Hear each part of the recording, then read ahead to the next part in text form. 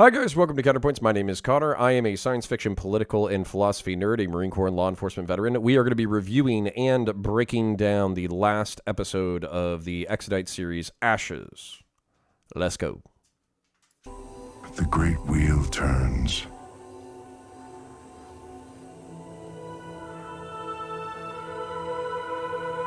The cycle of suffering and revelation continues.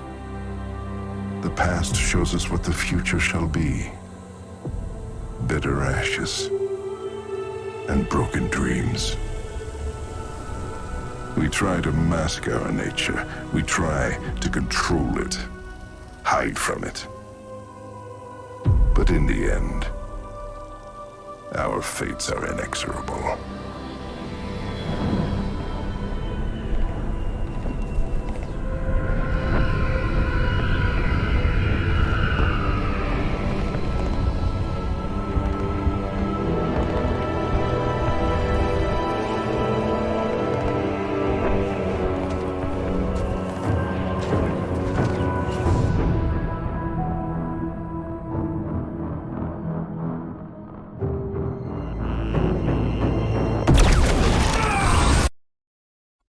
Beautiful. Let's pause right before we get back into the action. So, the great wheel turns. The past shows us what our efforts will lead to. Ashes, our fates are inexorable. And then we see a Valkyrie landing what I understand to be a webway portal. Basically meaning that this Eldar has been moving through the series in order to activate what was perceived to be a defensive network, but it wasn't actually a defensive network. It was the things that flowed into a webway portal in order to allow it to open. Now that there's Imperials there, he's probably going to go shank them, but what he's really trying to do is call in reinforcements at this time. Now we see our Tau buddies getting jacked up. Let's see what they're down with, and let's keep it moving.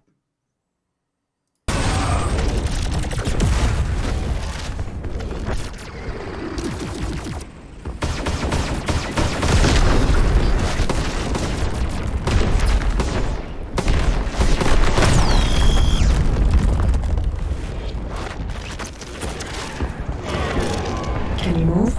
I have lost full cloaking ability. There is additional damage to jetpack operation. I cannot guarantee full flight. More are coming, but our quarry is close. We need time. And you shall have it. These are the coordinates. Go.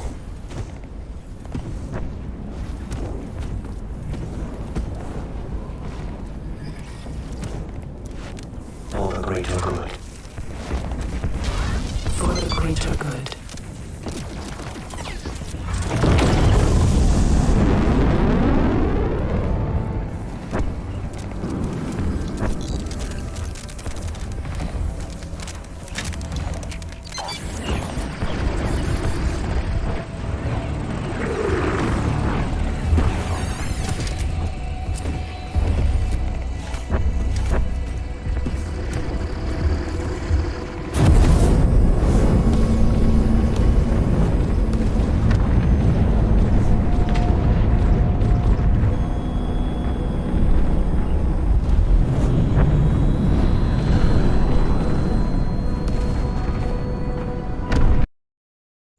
All right, so the Tau just got knocked down. We see the snaps of lasgun fire. We see the Chasfrey cut down the Imperial Guard. The Fire Warrior volunteers to sacrifice himself and then forwards the waypoint to the Chasfrey.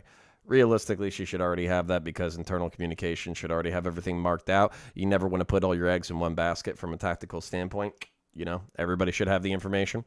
But then he says, for the greater good. I'm not going to lie, all right?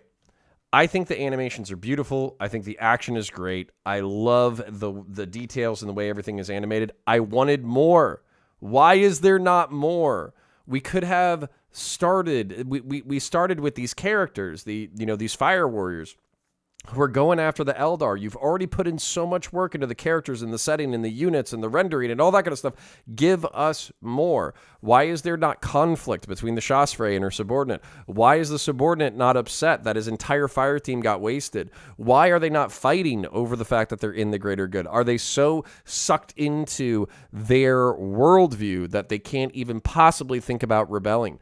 One of the things that I loved about the Gaunt's Ghost book series is Dan Abnett is a phenomenal author, and he shows the very real human temptations towards fear and anxiety and lust and self-interest and cowardice and redemption and forgiveness and sorrow and anger.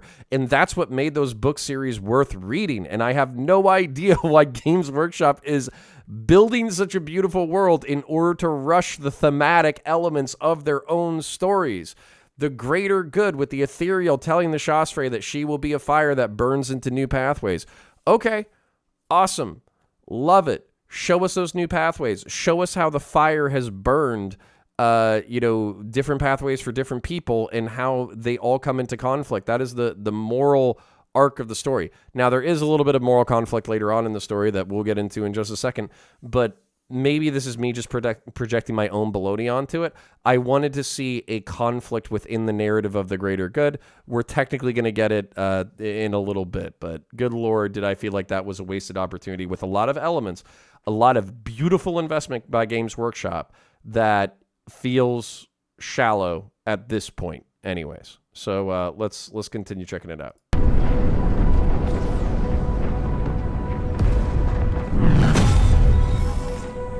This is Chasfrey Tashvar Lakoma. I have located the Eldar, requesting extraction. Acknowledge.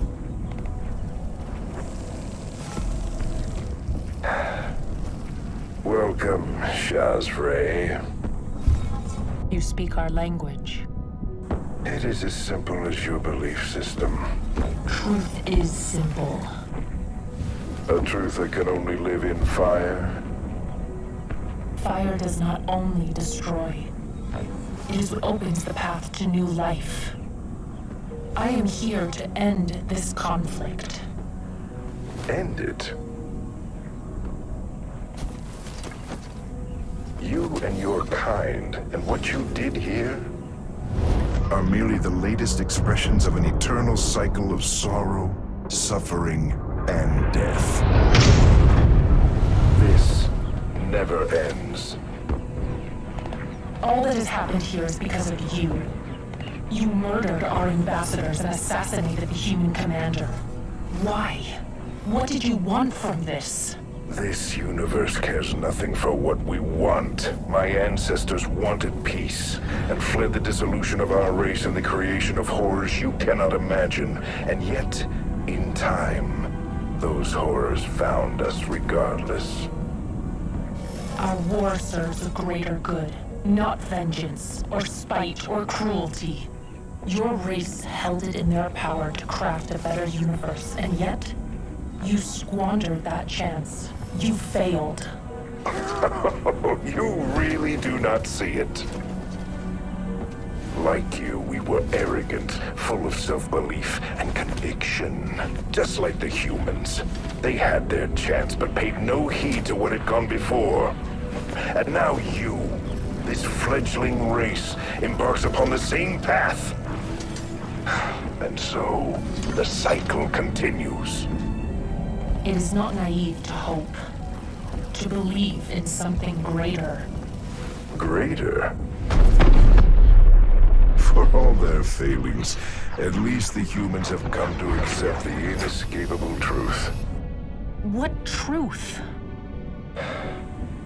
That eventually, your ideals, your greater good, will fail you. You will start to act with the cruelty that the universe demands until the armor of your certainty is eroded and you are no different from those that came before. No, you are wrong. I shall prove it. I can still put an end to this. You will come with me. No, that is not the path that fate has drawn for us.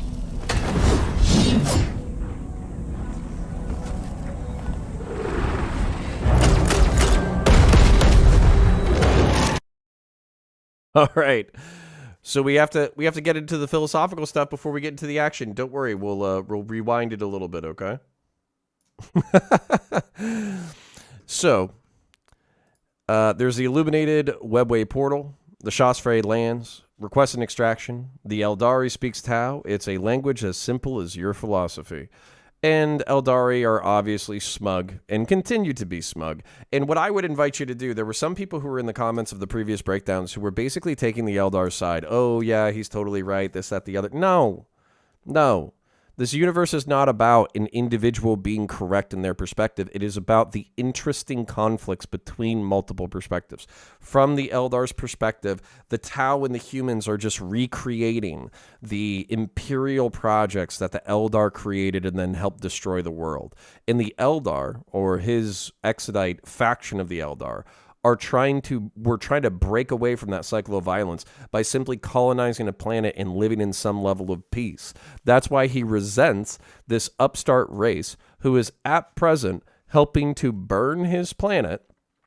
And she's talking about, oh, well, I'm going to bring peace to your planet. Well, if you hadn't, brought your war to it, then maybe we wouldn't be here. But the Eldar recognizes that it's all part of the great cycle of imperial power and conquest and idealism that then shattered against reality.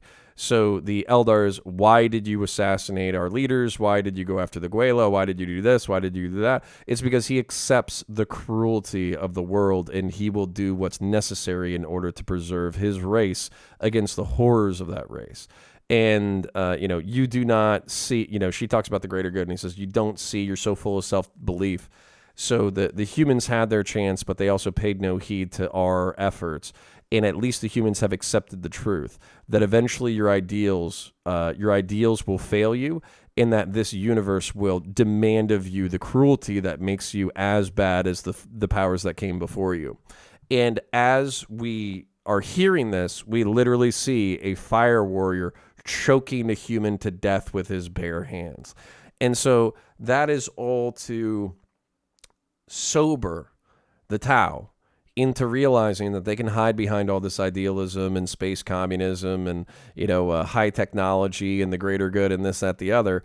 But at the end of the day, what are they doing? They're burning a planet. They're killing other races. They're bringing people into their imperial folds. They're asking that people bend the knee. Some people took issue with the fact that I said pacifist in the past episode when I was talking about Tau philosophy. Yeah, Tau philosophy is pacifist if you bend the knee and don't fight back. So, all pretty good. Shasfrey still thinks that she has a leg up on the Eldar. That is not the path forward for our fate. And so, again, we had a little bit of time lapse where in the beginning it was showing the Eldar and his perception of the world and his perception of the webway and his perception of the Imperial forces coming in order to land. And then if you can think from his mind, he's not living just in the present, okay? He's living in the past that has already happened, and he sees the strands of fate going forward. So he can't pick an individual strand and hold on to it and force it to occur, but he can influence the variables that would allow that strand to occur. So if he can create or push reality towards a certain direction, he can see those paths before they come to fruition. And as a result, he does know a little bit more about what's going to happen than the Tau. Now, being a little bit too lost in the clouds can cost you, and that's cost the Eldar many a time, but it also can be an advantage in these scenarios. So let's watch as the Shasfrey makes her move. No, that is not the path that fate has drawn for us.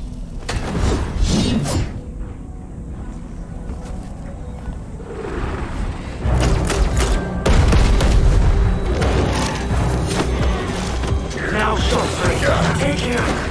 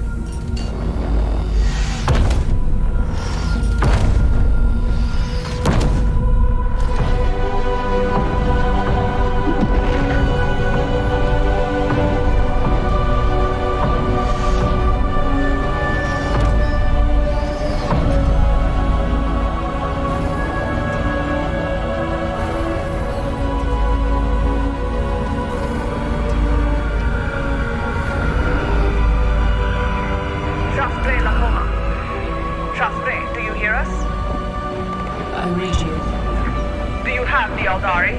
Just so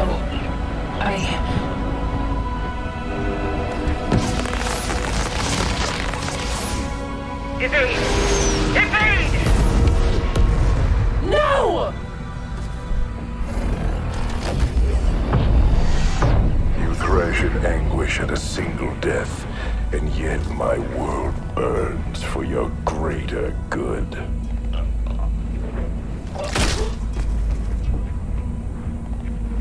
What have you done?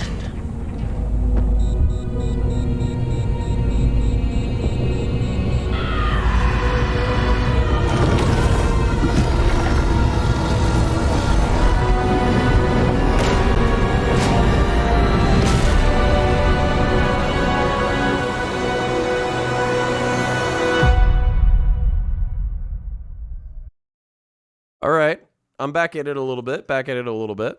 So, Shasfrey basically has, unbeknownst to us, one more Tau warrior and one more drone that does flashbang the Eldar. Then the other stealth suit tries to grab the Eldar. Chances are he already knew he was there because, let's face it, he's Eldar. He always knows a step ahead, right? The Shasfrey throws EMP beads or disabling beads. Okay, cool. Didn't see it happen. Didn't know about it technologically. But at the same time, trust an Eldar to be sneaky and fast. Okay? It's the one thing that they are. They're sneaky and fast. So the Eldar basically hip throws the stealth suit, gets him to take the EMP beads. Shuriken pistol shots the Tau drone, and then puts a throwing knife right in the eye hole of the Shasfrey. So the Shuriken, just to get you some lore information, as far as I know, it's like a mono-molecule bladed disc that is basically flung out of Eldar weaponry at such a speed that it can cut through most things. So while Shuriken is a little dorky, I actually had a really hard time imagining like a ninja star being flung out of a weapon. And that's like how this hyper advanced civilization fights. I was like, that's kind of dorky. But don't think of it that way. Think of it as a monomolecular particle shaped like a bladed disc that can still cut through almost anything. And I'm pretty sure you have it down. So once the Wraith Knight, I want to say it's a Wraith Knight that came through. Yep. So once the Wraith Knight came through the portal, this is an Eldar war-walking machine that is impossibly powerful and lithe, meaning that I can move very gracefully.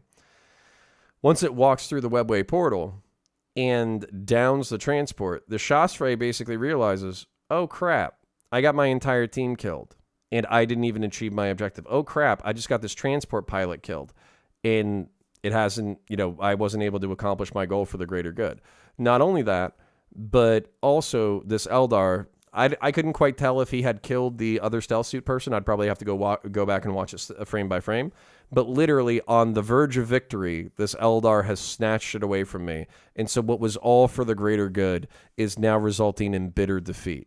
And in rage, and in hatred, and in the bitterness and brutality that this Eldar predicted would be required of her in order to implement her will, she charges the Eldar and knocks them both into the webway. And to explain the webway briefly for the uninitiated, the Eldar, the warp is hell.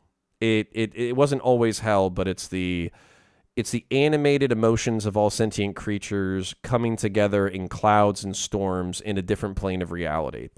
And in order to travel great distances in this universe, people use the warp in order to jump out of certain places and into the warp, and then jump into material reality again at a different location.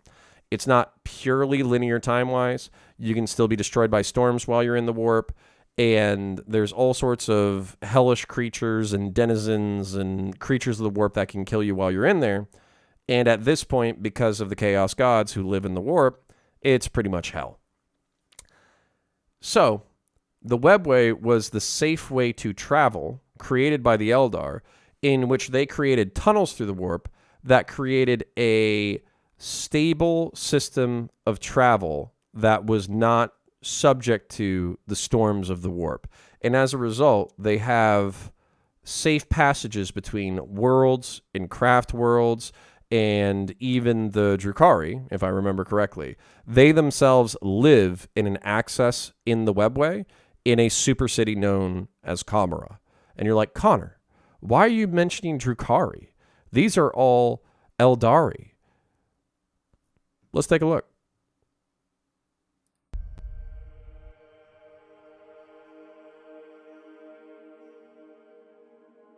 Wake, kindred of the garden, child of ashes.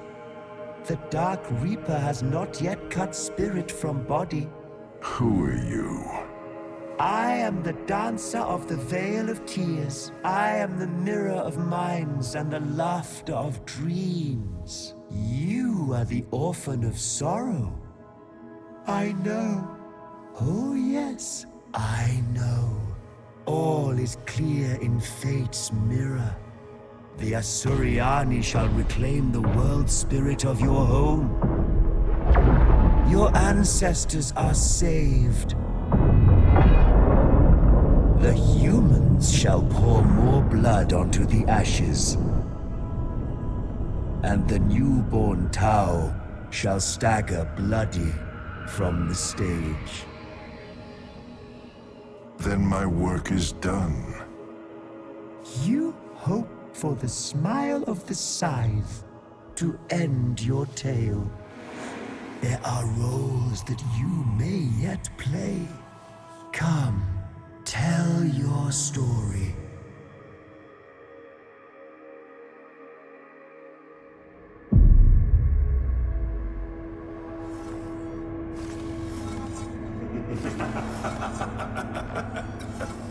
Show yourself. Do you think that a door opens onto only one path? Where is he? The heart of the one who crosses the threshold leads them to journey's end and path's beginning. And look where vengeance has led you.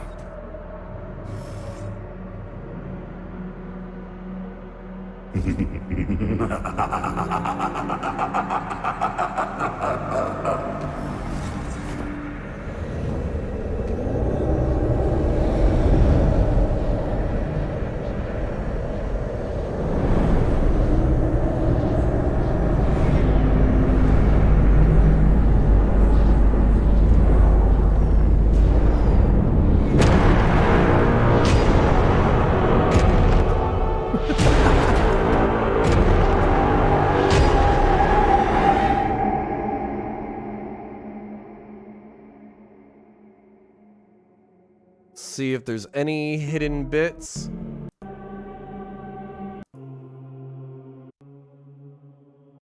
Okay, so this is what's frustrating. Okay? I want more. I want more. I want more. I want to know more. I don't want to be half explaining this. I don't want to be looking at this gentleman right here, which for a second I thought it looked like the Reaper Phoenix Lord. God, there's so much lore. Okay. All right. So, Dancer of the Veil of Tears. Dancer of the Veil of Tears. So, there's all kinds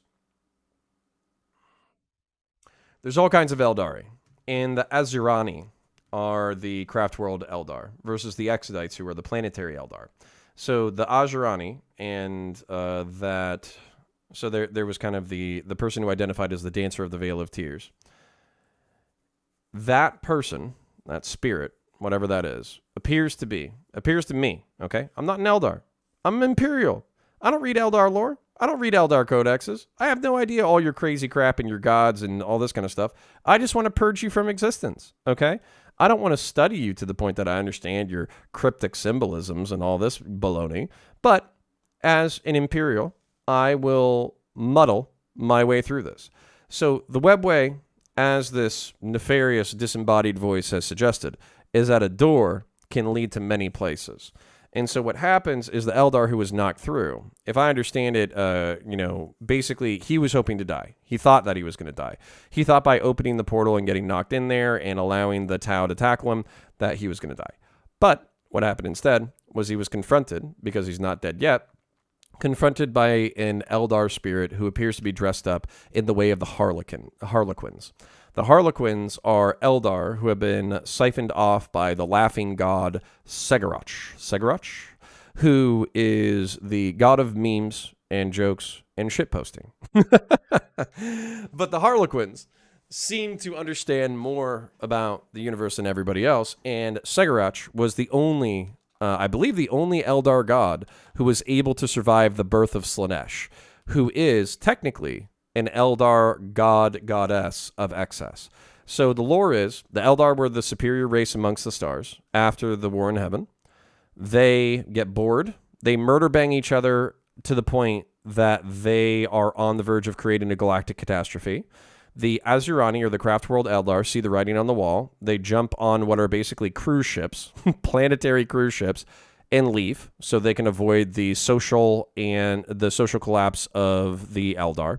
Then there's the Exodites who settle on planets, similar to our Eldar protagonist, and they try to escape the fall as well. Well, the dark goddess and god of excess, Slaanesh, is born, killing 90% of the Eldar in existence, who happen to be in proximity to her death because they're doing murder blood orgies for fun, because they're immortal, eternal, and they don't care. Well, what ends up happening is Kamra, the dark city of the Drukhari, is one of the few places that survives her birth because it's protected by the webway. Segarac, or Slaanesh, if I remember correctly, Nurgle kidnaps another god. The god of death dies and is dormant, and Slaanesh is uncontested and becomes a part of the new pantheon of chaos and wreaks havoc across the universe. Well, Segarac, being the god of memes, disappears and basically recruits people to his cause, and while not as deeply worshipped, is the one god, because he's known for his trickery and his pranks, who's able to avoid utter calamity. And as a result, the Harlequins, who are the people who are dressed up like jesters and seem to like memeing and shitposting, they survive as their own entity and intervene in Eldar affairs in order to weave the strands of fate into the general good of the Eldar race. So my reading of this, which could be completely wrong, by the way, is that this appears to be Kamra to me. It looks like it's in the webway. Looks like it's a city that doesn't obey the rules of physics. It's dark and gloomy and disgusting. And it's since it's in the webway when the Tau got knocked in there, because of her soulful wrath and sense of vengeance, the fact that the god of memes would throw her to the Drukhari actually makes a lot of sense. And the fact that it's a disembodied voice, that makes even more sense to me. So that's my reading of the situation. However brutal, feel free to argue about it in the comments, and feel free to say, hey, Connor, you don't know that much about the Eldar. Here's really my 10-page thesis paper because I've been studying Eldar lore for the past 20 years. Feel free to do so, and I will read your comments. Just don't be too rude. So what I like about this ending, as frustrated as I am, let's set that aside and let's talk about what I like about it and what I don't like about it. So what I like about it, I liked a lot about the Exodite. I liked the pieces that they created. I liked the models that they created. I liked the animation style. I liked the attention to detail. I liked the voice acting. I liked a lot about what they did. What I don't like is that it feels like the story was cut very short. It felt like the action scenes were shoved into random bits of plot point rather than actual action that drove the story forward. It just felt like, oh, hey, let's throw some Titans at some battle suits. Oh, hey, let's throw some Imperial Guard against some Tau. Oh, hey, let's have some brief battle segments. It didn't feel like they were flowing. It felt like the narrative was flowing in one direction and then conflict was interjected intermittently rather than all of them flowing together. And that's a little frustrating because I love it when it all flows together. Then my other frustration is there's a lot of implications, and I like the implications borderline more than what I saw on screen. I like the implications of a Tau fire warrior, Shasfrey, idealist, who believes in the greater good, who is so frustrated at losing to the Eldar to be flung into the webway and then cast into the Dark City of Kamra. You know what's going to happen? She's going to run out of ammo. And then she's going to be pulled out, and she's going to be tortured and thrown into the fighting pits. And there's going to be two options there. She's either going to fight really well and kill and become a champion of Kamara in the fighting pits, or she's going to die horribly. And chances are, since she's Tau and she's tiny, it's going to be both. So that's an interesting story. I want to see that story. Why are there only 3 parts? What are we doing here?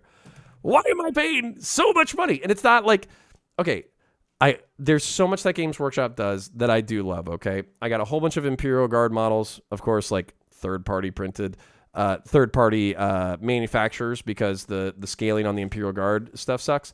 But I'm going to use them for the rules for the Imperial Guard, and I'm going to play games of Warhammer 40K, and I've still spent hundreds of dollars on Imperial Guard. I've probably spent, I don't know, upwards of $1,000, maybe $2,000 over the course of like 5 years on Space Marines, because they're beautiful and I love them and they're my first love, and I've created a Death Watch army. I will continue to build armies, paint them, and play with them because it is very therapeutic and fun for me, and I love it, and I love the lore, and I love the hobby. But please, for the love of God, Games Workshop, if you are going to pull all of the most talented creators off of YouTube where they were already creating phenomenal pieces of artwork, you gotta give us what we want, which is depth and beauty and story and complexity, and then don't use these pieces to have a shallow exploration of the universe. Go for a deep dive. Go for a beautiful deep dive. I know you're just getting your feet wet. I know that you're just getting into it. I know the platform's only a few months old, but I want lore. I want depth. I want violence. I want visceral plots and visceral violence interwoven back and forth with moral messaging that is as confusing and challenging spiritually as you are willing to give contemplation to it. Having, as a matter of fact, I'm going on a little bit of a rant since I have you. Having the world-weary Eldar trying to find peace in the universe and unable to find it, and see all of his things, all of his peace fall apart because of upstart empires, that is a beautiful thread worthy of exploration. The young, naive Tau who has to confront their idealism with the horrors of the universe, that is an interesting view. The Imperium of Man, the xenocidal, unyielding, steamrolling force that is the Imperium of Man, facing insurmountable odds at the face of, at once overwhelming. The Imperium were the overwhelming faction in this, and then were only briefly mentioned to, as a strand of fate, they're going to lose this planet to the Azurani because they're going to secure the world spirit and beat back the Imperium and all that kind of stuff. What does it feel like to be defied as the steamrolling force that you are in an empire in collapse? These questions and answers have been answered 1,000 times in the Warhammer 40K lore, but they've never been answered definitively. Only with more questions and philosophical arguments between who is right, who is wrong, what's your perspective, who are you empathetic to, who do you like, who do you not like, who's an irredeemable bastard, and oh wait, there's a moment of redemption. That is what makes 40K 40K. And so while there were a lot of actions and a lot of plot points that I feel like could be read into, it feels like they're tiptoeing. It doesn't feel like they're fully confident in jumping into the narratives and jumping into the art. And I'm waiting for a non-fan-made project, so a Games Workshop animation IP to feel fearless and comfortable in its own skin. And I don't think I've seen that yet from a technical standpoint, and I don't feel like I've seen that yet from a story standpoint. And that's frustrating considering the amount of talent and skill and knowledge that I know is at Games Workshop that is waiting to blossom. So Yeah, those are my thoughts. I did have a good time. It was a little bit frustrating in the midpoint. It is a little bit frustrating that this is only a 3-part series. It is a little frustrating that there's so many cool elements here, and but they're not quite fleshed or explained. And it's also frustrating that you, as my dear viewer, I've been reading codexes. So some people are like, I feel like this guy doesn't know what he's talking about. I've seen 2 comments. There's hundreds of other comments. Everybody is so much more positive and fun than those 2 fucking bitching comments. But the 2 people, I've been reading codexes since like 1995. I've been reading lore since wait, hold on. I've been reading codexes since, correction, not 1995, like 2003. I've been reading lore since 2003. I've been reading wikis since 2003. I've been keeping up with models and data sheets and new drops and new releases passively since then. So while I'm not as engaged with other factions as I am Imperial factions, and while I won't read every single little detail about everything, I'm pretty sure my broad strokes are fairly strong. But what I feel sorry for is for newcomers who are even newer than me, who are like, what is that? What is that thing coming through the portal? What is that portal? Why is this Eldar doing this? Why are they talking about this? What is this new city? What are these shadows? Who are these random disembodied spirits that are talking?